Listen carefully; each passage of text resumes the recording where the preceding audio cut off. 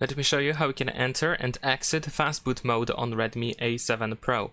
So the first thing that we want to do if you want to go to the Fastboot Mode is you need to simply turn off the phone. So I'm gonna press the power button and volume up button at the same time. There we go. And we want to power it off. So let's move up in here. There we go. Now we need to wait a couple of seconds to let the phone completely shut down. And after those couple of seconds, once the phone is completely off, you want to use the power button and volume down button at the same time. You want to press and hold both of these buttons.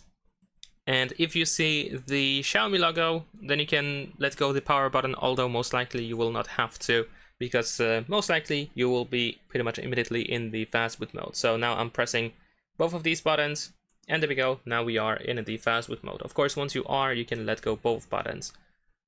And if you want to exit the Fastboot mode, you just have to press and hold the power button. So just keep holding until the Fastboot text disappears. There we go.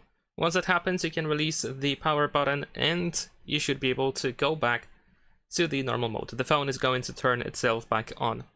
Leave a like and subscribe.